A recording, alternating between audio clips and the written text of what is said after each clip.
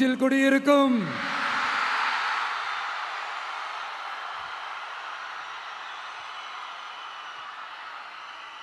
தமிழக மக்கள் உங்கள் அனைவருக்கும் என்னுடைய வணக்கமும் என்னுடைய நன்றிகளும். குறிப்பா திருச்சி கிழக்கு தொகுதி மக்கள் உங்கள் அனைவருக்கும் என்னுடைய ஸ்பெஷல் வணக்கமும் ஸ்பெஷல் நன்றிகளும். இதை நான் ஏன் இப்படி சொல்கிறேன்னா, என்னை இப்போ பெரம்பூர் தொகுதி எம்எல்ஏன்னு தான் சொல்லுவாங்க. பட் ஆனால் அது எலெக்ஷன் கமிஷனோட அந்த சட்ட விதிகளுக்கு மட்டும்தான் அப்படி. ஆனால் என்னை பொறுத்த வரைக்கும், தமிழ்நாட்டை பொறுத்த வரைக்கும், தமிழ்நாட்டுக்கு எப்படி திருச்சி ஒரு இதயம் மாதிரியோ, அந்த மாதிரி என்னோட இதயத்துக்கு திருச்சி கிழக்கு தொகுதி மக்களும் ரொம்ப ரொம்ப ரொம்ப க்ளோஸ் தான். அதில் எந்த மாற்றமும் கிடையாது. சரிங்களா?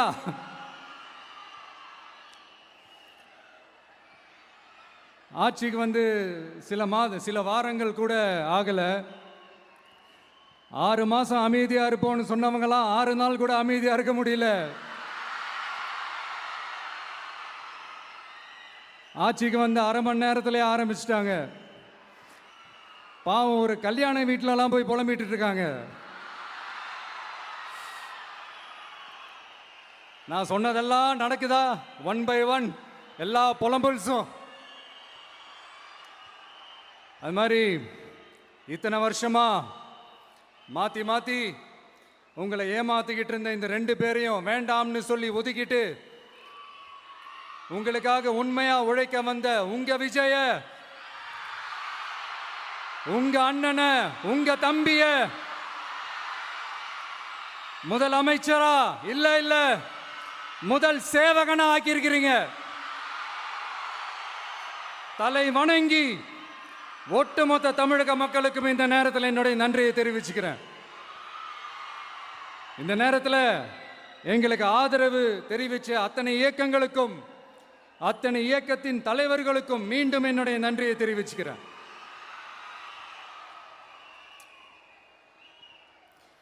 புரட்சி தலைவர் எம்ஜிஆர் அவர்களுடைய முதல் தேர்தலில் கூட இந்த அளவுக்கு ஒரு ஓட் பர்சன்டேஜ் வாங்கலை அப்படின்ட்டு நிறைய பேர் சொன்னாங்க. ஆனால் நீங்கள் டிவி கேட்க அவ்வளோ நீங்கள் ஆதரிச்சிருக்கிறீங்க. நான் எம்ஜிஆர் அவர்களோடலாம் நான் கம்பேர் பண்ணல. எம்ஜிஆர் தான். ஆனால் நாம பெரியார், அண்ணா, எம்ஜிஆர் அவர்கள் வழியில் ஒரு அன்பா உழைக்க வந்த உங்க விஜய், அவ்வளவுதான். 1977 நீங்க போடாத ஓட்டை 2026 நீங்க போட்டிருக்கிறீங்க. என்ன ஒண்ணு, இன்னும் கொஞ்சம் அதிகமா ஆதரிச்சிருந்தீங்கன்னா கொஞ்சம் நல்லா இருந்திருக்கும். பட் பரவாயில்ல, ஃபியூச்சர்ல வரப்போற எல்லா தேர்தலையும் உங்களுடைய முழு சப்போர்ட்டை என்னால் வாங்க முடியுன்ற அந்த ஒரு நம்பிக்கை இப்போ என் மனசுல ரொம்ப ஆழமா பதிஞ்சிருக்கு. ஏன்னா நீங்க அமைச்சு கொடுத்திருக்கிற இந்த ஆட்சியில எல்லா நன்மைகளையும் நீங்க கண்கூடா பார்க்க தான் போறீங்க அப்படின்ற அந்த கான்ஃபிடன்ஸும் இப்போ என் மனசுல ரொம்ப ஆழமா பதிஞ்சிருக்கு. யார் எந்த நிலைமைக்கு எந்த பொசிஷன்ல போனாலும் இந்த கிண்டலும் கேலியுமா பேசுறது இருக்கத்தானே செய்யும். நம்மளை பத்தி, நம்ம அரசியலை பத்தி, நம்ம பேச்சை பத்தி இந்த கிண்டலும் கேலியுமா பேசிட்டு தானே இருப்பாங்க. அவங்க எல்லாருக்குமே என் சைட்ல இருந்து ஒரே ஒரு ரிக்வெஸ்ட், தயவு செஞ்சு நிப்பாட்டிடாதீங்க. தயவு செஞ்சு கண்டினியூ பண்ணுங்க. நீங்க தான் என்னோட எனர்ஜி ஃபோர்ஸ். நீங்க பேசிக்கிட்டே இருங்க. நான் மக்களுக்கு தேவையான நல்லதை செஞ்சுக்கிட்டே இருப்பேன். அடுத்து இப்போ நம்ம புதுசா அந்த சூட்லாம் போட்டு வரோம்ல, அதை பத்தி கூட நிறைய பேர், ஏன் நாமெல்லாம் கோட் சூட்லாம் போடக்கூடாதா? அதிகாரம் செய்யறவங்களும் ஆதிக்க சக்திகளும் மட்டும்தான் கோட் சூட்லாம் போடணுமா என்ன? அப்பெல்லாம் எதுவுமே கிடையாது. நான் என்ன கலராவா போட்டு வரேன்? 2 கலர். நம்ம எல்லாரும் மனசு மாதிரியே பிளாக் அண்ட் ஒயிட்.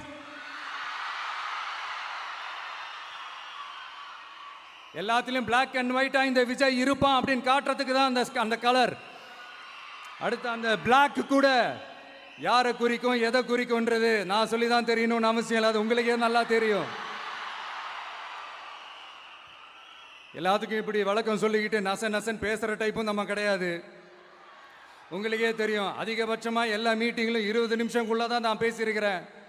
அதனால் இப்போ மக்கள் என்கிட்ட என்ன சொல்கிறாங்க அப்படின்னா, இந்தாப்பா விஜய், நீ எங்களுக்காக உழைக்கிறதுக்காக வந்திருக்கிற, அந்த வேலையை மட்டும் பாரு, உன்னை பற்றி பேசுகிறவங்கள நாங்கள் பார்த்துக்கிறோம் அப்படின்னு சொல்லிட்டாங்க.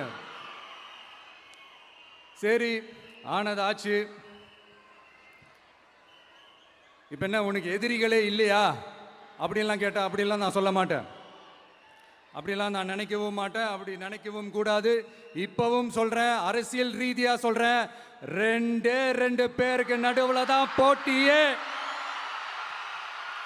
ஒன்று இன்னொன்று, எஸ், ஒன்று டிவிக்கு, இன்னொன்று டிஎம்கே. இதுக்கு நடுவில் வேற யாருக்கும் எந்த வேலையும் கிடையாது. ஏதாவது இருக்குன்னு சொல்றீங்க? எலெக்ஷனுக்கு முன்னாடியும் அவங்களுக்கு ஒரு வேலையும் இல்லை, இப்ப எலெக்ஷனுக்கு அப்புறம் சுத்தம். ஆனா இந்த திமுகவும் மற்றும் பலரும் ஒன்னா சேர்ந்துக்கிட்டு இந்த விஜயோட ஆட்சி வந்துடக்கூடாதுன்னு சொல்லி ஒரு கூத்து ஒன்று பண்ணாங்களே, அந்த கடைசி 5 நாள், அடாடாடாடாடா, நமக்கெல்லாம் ஓஹோ இப்படியெல்லாம் கூட நடக்குமோ என்ன கூத்துங்கிறீங்க. ஆனா ஃபியூச்சர் என்னவா இருக்குன்றதை மட்டும் இப்ப நான் சொல்றேன். உங்களுக்காக உண்மையா உழைக்க வந்த இந்த விஜயா, இல்ல இந்த விஜயோட ஆட்சி அமைஞ்சிடக்கூடாதுன்னு தடுக்க நினைச்ச ஸ்டாலின் சாரா, அவ்வளவுதான்.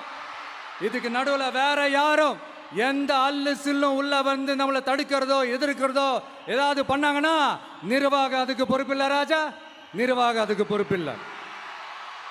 ரிசல்ட் என்னவா வரும்ன்றது அது உங்களுக்கே நல்லா தெரியும். நம்மளை ஏளனமா பேசுறதா நினைச்சு அவங்களுக்கு ஆப்பு வச்சுக்கிறாங்க. திமுக நம்மளை தடுக்க, திமுக நம்மளை எதிர்க்க, திமுக நம்மளை அவமானப்படுத்த அத்தனையும் நமக்கு நன்மையே.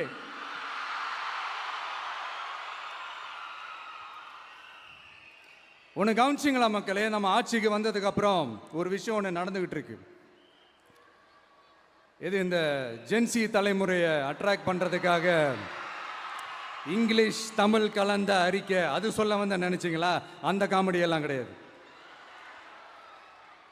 அடுத்து இந்த ரியாலிட்டியை மறந்துட்டு இந்த ரீல்ஸ் போடுறது, அது சொல்ல வந்தீங்களா? அந்த காமெடியும் கிடையாது.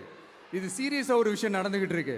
முன்னெல்லாம் சட்டசபையில் யார் பேசுனா நமக்கு என்ன, யார் அடிச்சுக்கிட்டா நமக்கு என்னன்னு இருந்த கூட்டம்லாம் இப்போ சட்டசபையில் என்ன நடக்குது, என்ன பேசிக்கிறாங்கன்றது ரொம்ப உன்னிப்பாக கவனிக்கிறாங்க. கவனிச்சிங்களா? திமுக ஸ்டைல்லையே சொல்லணும்னா ரீல்ஸ் போட்ட கூட்டம்லாம் இப்போ நியூஸ் பார்த்துக்கிட்டு இருக்கிறாங்க. அதில் நமக்கு சந்தோஷம் தான், பெருமை தான். நம்மளுடைய யங்ஸ்டர்ஸ், நம்ம பெண்கள் எல்லாம் அந்த அரசியல் என்னன்னு தெரிஞ்சுக்கணும், அந்த அரசியல் என்னன்னு புரிஞ்சுக்கணும்னு அப்படி ஒரு விழிப்புணர்வு ஏற்பட்டிருக்கு. அதில் எங்களுக்கு சந்தோஷம்தான். இதெல்லாம் யாரால நடந்திருக்கின்றது நான் சொல்லி தான் உங்களுக்கு தெரியணும்னு அவசியம் இல்லை, அது உங்களுக்கே நல்லா தெரியும். இப்படிப்பட்ட நம்ம தெய்வங்களை, இப்படிப்பட்ட நம்ம மக்களை தற்குறின்றது இன்னமும் சொல்லிக்கிட்டு இருக்கிறாங்க. நான் காஞ்சிபுரத்தில் சொன்னதை தான் இங்கே நான் திரும்பவும் ரிப்பீட் பண்ணுறேன். நீங்கள் தற்குறின்னு சொன்னீங்களே, அவங்க தான் உங்களோட அரசியல் வாழ்க்கையே ஒரு கேள்விக்குறி ஆக்கி இருக்கிறாங்க. கேள்விக்குறி ஆக்கிட்டாங்க, இன்னமும் ஆக்க போறாங்க. அன்னைக்கு நான் சொன்னப்போ சிரிச்சவங்களாம் இன்னைக்கு என்ன பண்ண போறாங்களோ. உண்மையை சொன்னாதான் அந்த கூட்டத்துக்கு கசக்குமே. உண்மையிலே நீங்க மக்கள் மனசை புரிஞ்சு வச்சிருந்தீங்கன்னா நீங்க இப்படி மக்களை தப்பாவே பேசியிருக்க மாட்டீங்க. அது என்ன, அப்புறம் அரசியல் புரிதல் இல்லாம மக்கள் நமக்கு ஓட்டு போட்டுட்டாங்களாம். இந்த கவர்ச்சியில மயங்கி மக்கள் நமக்கு ஓட்டு போட்டுட்டாங்களா? நான் என்ன, சரி விடுங்க.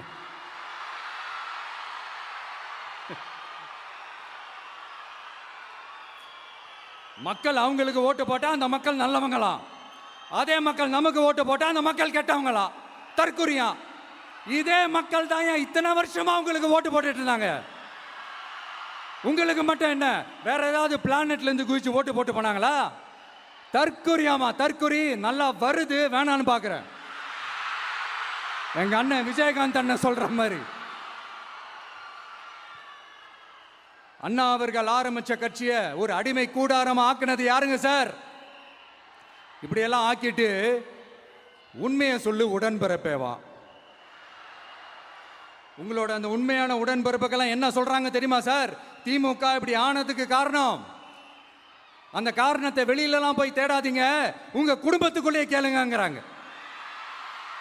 உங்களுக்காக மாடா உழைச்சி தேஞ்சு போய் கிடக்கிறோம். திமுக இப்படி ஆனதுக்கு காரணம் உழைக்காம சொகுசா இருக்கிற உங்க குடும்பத்துக்குள்ளேயே போய் கேளுங்கிறாங்க. ஒவ்வொரு திமுக தொண்டனும் அதை சொல்றாங்க.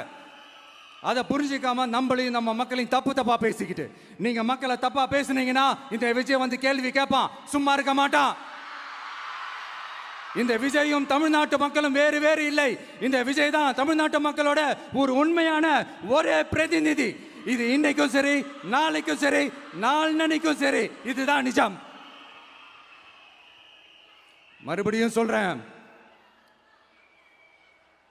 நமக்கும் மக்களுக்கும் இடையே இருக்கிற இந்த பூர்வ ஜென்ம பந்தத்தை, அந்த உறவை ஏதோ இந்த சதிகள் சூழ்ச்சிகள் பண்ணி யாராலையும் எதுவும் கெடுக்கவே முடியாது. கெடுக்க ட்ரை பண்ணீங்க நம்ம ஆட்சிக்கெல்லாம் வரதுக்கு முன்னாடி. என்ன சதிகள், என்ன சூழ்ச்சிகள், என்னென்னலாம் பண்ணி எப்படி எப்படியெல்லாம் தடுத்துடலான்னு. ஆனால் இப்போ ஆட்சிக்கு வந்த இந்த சாமானிய மக்கள் ஆட்சியை நீங்கள் இந்த எதிர்கட்சியாக இருக்கும் போது ஒன்று யூஸ் பண்ணுவீங்கள்ல, இந்த அறத பழைய டெக்னிக்கு, அதெல்லாம் யூஸ் பண்ணி நம்மளையும் மக்களையும் பிரிச்சிடலாம்னு நினச்சிங்கன்னா அது ஒரு காலம் நடக்காது. மக்கள்லாம் ரொம்ப தெளிவாயிட்டாங்க சார், ரொம்ப தெளிவாயிட்டாங்க. அதனால ஒரு ஆக்கப்பூர்வமான ஒரு எதிர்கட்சியை செயல்பட்டு மக்கள் மனசை வெல்ல பாருங்க. இந்த கடைசி லாஸ்ட் 1 மந்த்தா நடந்த ஒரு சில விஷயங்கள் உங்ககிட்ட நான் ஷேர் பண்ணணும்னு ஆசைப்படுறேன். இந்த 200 யூனிட் மின்சாரம், கட்டணமில்லா மின்சாரம் அறிவிச்சோம். அதில் ஆல்ரெடி இருந்த 100 யூனிட் திமுக கொடுத்தது கிடையாது. மேடம் ஜெயலலிதா மேடம் இருந்தப்போ செஞ்சுட்டு போனது. ஸ்டாலின் சார் பதவி போன அந்த கடுப்பில் அறிக்கையா விட்டு தள்ளிக்கிட்டு இருக்கிறாரு. என்ன பண்ணீங்க உங்களுடைய ஆட்சியில்? மக்கள் பணத்தை, டாஸ்மாக்ல இருந்து அடிச்ச அந்த பணத்தை, ஊழல் செஞ்ச அந்த ஃபைலை க்ளோஸ் பண்றதுக்கு அலையா அலைஞ்சிங்க. ஆனா இந்த விஜய் மக்களுக்கு தொந்தரவா இருக்கிற அதே டாஸ்மாக க்ளோஸ் பண்ணா. விவசாயிகளோட அந்த கடனை தள்ளுபடி மேக்சிமம் இந்த 1 மந்த்ல என்ன செய்ய முடியுமோ அதை செஞ்சான். நீங்க தான் அந்த நிதி சம்பந்தமா இருக்கிற எல்லா கேட்டையும் லாக் பண்ணி வச்சுட்டு போயிருக்கிறீங்க. அதை சரி செய்ய வேணாமா? அதை ஒழுங்குபடுத்த வேணாமா? அதனால மறுபடியும் சொல்றேன், இந்த விஜய் பொய் சொல்லி ஏமாத்துறதுக்காகலாம் அரசியலுக்கு வரல. உங்க கூடவே நிக்கிறதுக்காக மட்டும்தான் அரசியலுக்கு வந்திருக்கிறேன். அதுல எந்த மாற்று கருத்துமே கிடையாது. கவலையப்படாதீங்க விவசாய பெருமக்களே. அடுத்து இந்த சட்டம் ஒழுங்கு, அது சரியில்லை இது சரியில்லைன்னு சொல்லி திமுகவும் மற்றும் பலரும் மாறி மாறி கூவுறீங்க. நான் ஒன்று கேட்குறேன், இந்த மாடல் அரசுன்னு சொல்றீங்களே, அதில் என்ன செஞ்சு வச்சுட்டு போயிருக்கீங்க? ஒரு ஊர் விடாம, ஒரு தெரு விடாம போதைப் பொருள் கலாச்சாரம் அப்படியே ஸ்ப்ரெட் ஆகி கொட்டி கிடக்குது. அது அப்பவே இனிஷியல் ஸ்டேஜ் அதை நீங்க கண்ட்ரோல் பண்ணியிருந்தீங்கன்னா இத்தனை பெண் குழந்தைகளை, இத்தனை பெண்களை இழக்க வேண்டிய ஒரு சூழ்நிலை ஏற்பட்டிருக்குமா? எல்லாத்தையும் பண்ணிட்டு பழிய தூக்கி ஏன் மேல போடுறாங்க. நீங்க என்ன பழி நம்ம மேல போட்டாலும் மக்கள் நிம்மதியா வாழக்கூடிய அந்த செயலை கண்டிப்பா இந்த விஜய் செஞ்சு தான் காட்டுவான். அதுக்காக தான் எஃபிஷியன்டான போலீஸ் ஆஃபீஸர்ஸ் நான் அப்பாயிண்ட் பண்ணியிருக்கிறேன். எஃபிஷியன்டான அந்த போலீஸ் ஆஃபீஸர்ஸ் டீம் நான் அப்பாயிண்ட் பண்ணியிருக்கிறேன். பெண்கள் பாதுகாப்பான அந்த சிங்க பெண் காவல் படை நெக்ஸ்ட் வீக் அதை இனாகரேட் பண்ண போறோம். தப்பு செஞ்சவங்களுக்கான தண்டனை, அதுக்கான சார்ஜ் ஷீட் எல்லாமே ரொம்ப ஃபாஸ்டா, ரொம்ப ஸ்பீடா செய்யறதுக்கான அந்த வேலையை செய்ய சொல்லி இருக்கிறோம். கோர்ட்ல கூட தப்பு செஞ்சவங்களுக்கான அந்த கடுமையான தண்டனை வாங்கி கொடுக்கறதுக்கான அந்த வேலையையும் ரொம்ப சீக்கிரமா செய்ய சொல்லி இருக்கிறோம். அதனால நீங்க என்ன பழி நம்ம மேல போட்டாலும் உண்மையா உறுதியா மக்களுக்கு தேவையான எல்லா விஷயங்களையும் இந்த விஜய் செஞ்சு தான் காட்டுவான். இப்படியெல்லாம் நம்ம சொல்றதுனால இவங்க என்ன சொல்லுவாங்க தெரியுமா?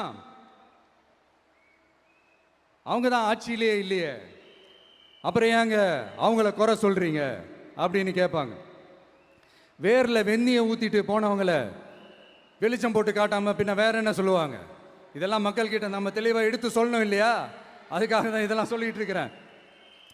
நம்ம மக்களுக்காக இவ்வளோ வேலை பார்க்குறோம், ஆனால் இவங்க அதையெல்லாம் விட்டுட்டு குதிரை பேரம் பண்ணுறாரு, அது பண்ணுறாரு, இது பண்ணுறாருன்னு சொல்லிட்டு தப்பாக கதையெல்லாம் அடித்து விட்டுக்கிட்டு இந்த தீய சக்தியும் தீந்து போன சக்தியும் அதாங்க திமுகவும் மற்றும் பலரும் ஒன்னா சேர்ந்துக்கிட்டு திருட்டுத்தனமா யாருக்கும் தெரியாம ஒரு ஓரமா மூலையில உட்கார்ந்துட்டு பேரம் பேசி கூட்டு சேர்ந்து ஆட்சி அமைச்சு கொள்ளையடிக்க திட்டம் போட்டாங்க. அது ஏன் தெரியுமா? உங்களோட இந்த டிவிக்கு ஆட்சி அமைஞ்சா அவங்க பொழப்பே போயிடும். அந்த கொள்ளையடிக்கிறது, லஞ்சம், ஊழல் எல்லாமே கத்தம் கத்தம். அதான் இந்த காரணம். அடுத்து ஸ்டாலின் சார், திமுக வந்து இப்போ தீய சக்தி மட்டும் இல்ல, மக்களை விட்டு ரொம்ப தூரமா போன தூர சக்தி, ஓர சக்தி, கோர சக்தி, பார